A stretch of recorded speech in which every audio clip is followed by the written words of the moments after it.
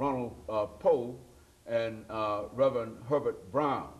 And of course, the topic, gentlemen, as the two of you know, is Ecumenical Bill 2000. And of course, Reverend Brown, if you will, over the last few minutes that we have during this final segment, if you could sort of get us started in terms of what this Ecumenical Bill 2000 is all about and how you would like to try to bring other folks and get others involved in what the two of you are talking about. Well, Ecumenical Bill 2003 is a continuation of building homes for those who are less fortunate. Reverend Powe and I are trying to solicit other support because this is a ball that's so large that it takes all of us to get it going. There's a number of people that are in need of homes, but there's also a need for a lot of people getting involved in the program. One thing about those who are in need of home need to call 254-HOME, and that would put you in touch with the Habitat for Humanity Association that will help you and teach you, show you how to get involved in receiving a home. And then Reverend Powe's going to talk about the issues of those that we need to help us to go forward. Why don't you talk about that, Reverend Powe? As Reverend Brown mentioned, we will not confine this ministry to just the two of us. It's too large. In fact, I'm hoping as part of this telecast that we will touch some other people in the Nashville community so that they can come on board and start helping us, in many ways. First, they can help in recommending persons who may qualify, and that's a big piece to be able to qualify, and you can qualify by making contact with Habitat of Humanity, and they can provide you with the guidelines and the specifications for qualifying for that. So there may be persons in a local church or in a community that may be in need of a low-income home. They can make that contact. But where we try to become more and more involved is taking the leadership in terms of sponsoring, providing financial resources as well as the human resources. So with that in mind, we are hoping that this telecast will help us to reach persons who may have financial contributions or churches that would like to become involved with the Ecumenical Bill 2003, because it is currently going on as we speak. We have made the necessary down payment, so to speak, of the covenant agreement of providing those resources. But this bill is something that other churches, other agencies in the community can become involved in, and we are hoping that this telecast will help us with that. We find it extremely gratifying, Dr. Haney, when we can stand at the end of a bill, when the home has gone up or the house has gone up. We've put together 8 weekends and constructed a home, and 8 weeks later we're able to provide a person with a key, and the happiness that they derive from that, but also the joy that we derive from the fact that we've been able to help someone to move into a home and to develop a home and to be able to pay for that home.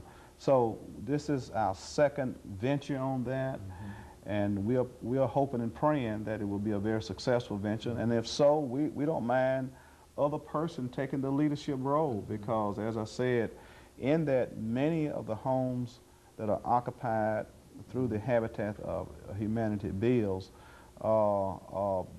received by African American women and men. We just feel like we should take a greater role in being involved with that.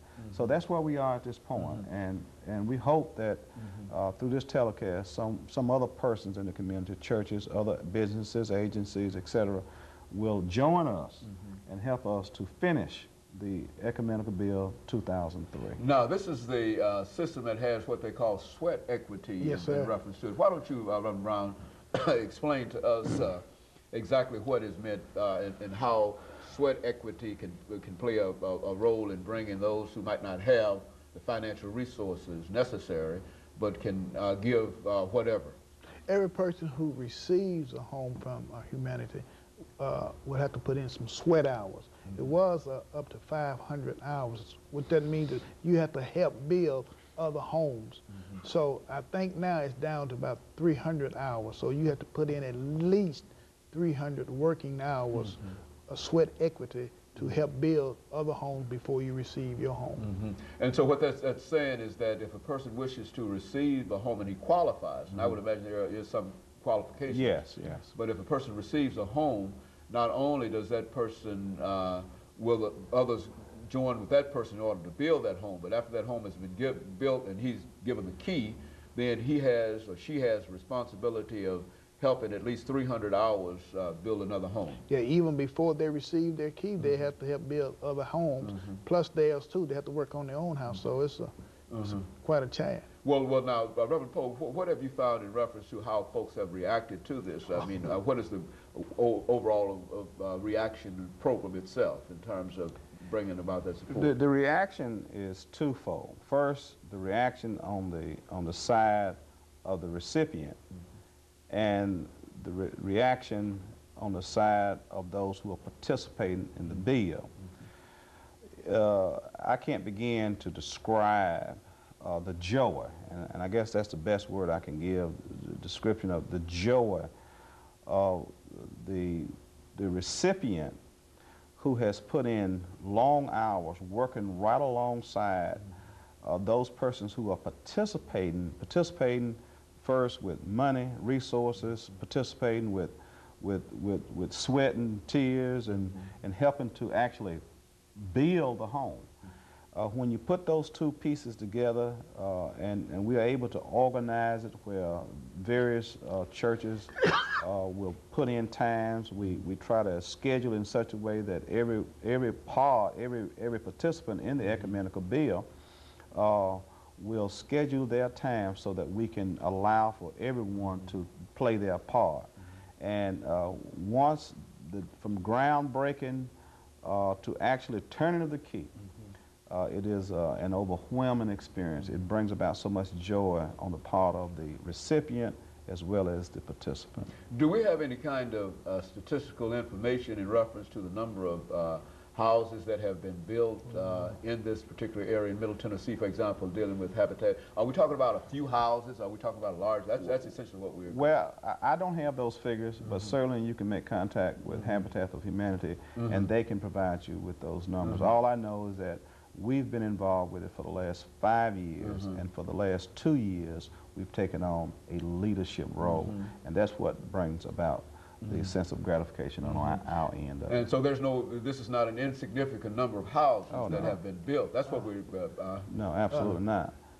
There's been a large number of houses built throughout the United States, and I think Sister Allie Cage told us the percentage of Afro-Americans receiving homes in the 90% percentage of homes going to African-American. Not that they all go to African-American, but a large percentage of them go.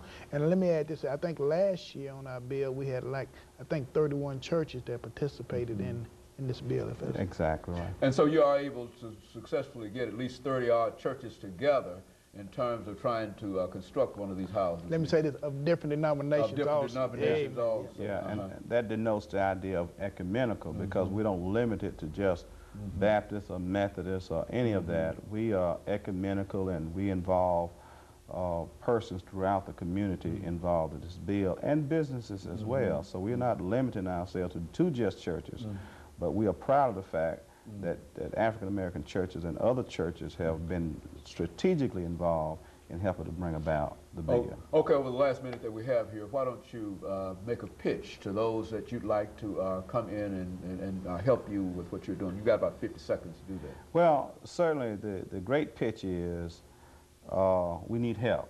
We can't, Reverend Brown and I can't do it by ourselves.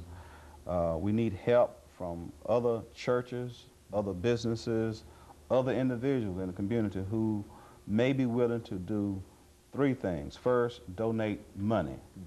Second, provide human resources who can come out and help us with it. And third, to work with us in terms of making recommendations about people in their community who may qualify for these homes. Very good. And of course, let me thank the two of you over the last 15 seconds that we have for coming by and giving us that excellent information. And I'm sure that there's financial support, there's people who can be identified. And let me encourage our audience to tune in again next week for another informative edition of Comments. Thank you and good morning.